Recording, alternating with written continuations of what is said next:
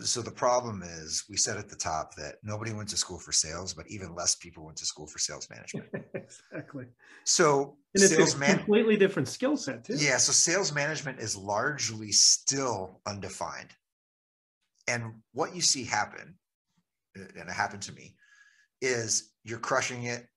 Now it's time for you to take the next step. You should be the head of sales, or if you're in a big company, you're a frontline manager. If you're a little company like me, you're the VP of sales. And there's no playbook. And there's no real set of expectations for what you do in that role. And it's the craziest thing. And I've seen it so many times. You bitch about, oh, logging activities in Salesforce and this and that and that. I would never do that. And then as soon as the role switches, that's all you do, because you don't know anything else. There's no like good guide. So unless you get put into a situation where you have a great mentor who can talk you through what sales leadership is, you're organically maybe just a great coach, I don't know, you're going to fail. But right? What makes it even worse, Josh, is most people like you who are naturally gifted salespeople, they have no idea why they're good.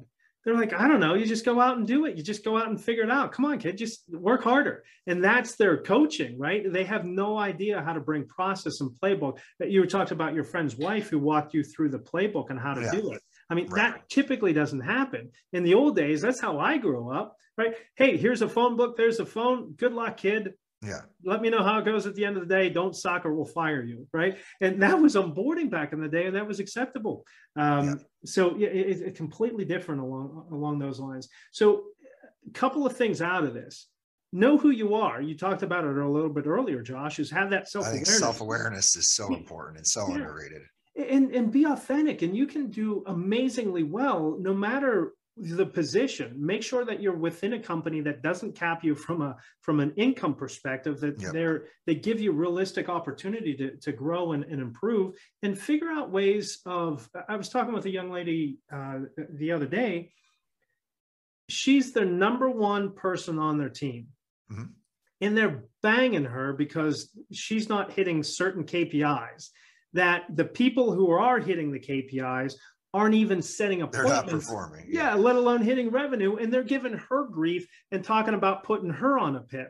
So my goodness, if you are a sales leader, don't do that, right? Yeah. Figure out what she's doing and teach it to those that aren't doing well. So just a couple of thoughts there. Other last parting thoughts before we dip into the rapid fire questions here. Yeah, one of the other things I would say for people to consider, because software sales is super sexy, and I get it, right? Like it is super sexy. There's a lot of money to be made. Chances are, if you're at a big software company, there's going to be a lot more outlined for you. You're not going to have to figure it all out.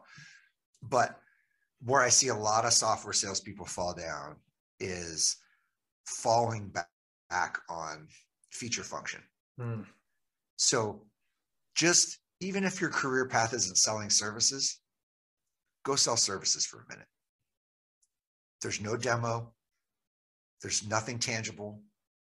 There's nothing to fall back on. So you have to learn how to have a conversation and dig in with people about their business, because there's nothing to show them. There's no demo. There's no nothing, right? Like, it's consulting. How do you show them consulting? So you naturally have to get into business conversations. So my first advice would be, go start a business and just fail at it. Even if that's fine. I don't care. Or succeed. Maybe it'll be awesome. Second is, you can't do that, go sell some services for a while. Everything I've sold has been services, and it changes the way you think about selling. And if you apply that to software sales, you'll be so freaking good. Yeah, because the problem with selling a software that you can actually demo, or a product that you can actually is tangible, is you fall in love with the features and benefits, and you get stuck with that, and you don't get into the solution sales, the co-crafting of the solution. So I couldn't agree with you more. And the funny thing is, Josh, how long have we been saying that? And I just saw a LinkedIn post today of, oh my gosh, it was from LinkedIn, right? LinkedIn said the 2022 sessions. No, it was HubSpot 2022 sales outcast or forecast, stop selling features and benefits. There's a headline, right? Oh my God. Appreciate that.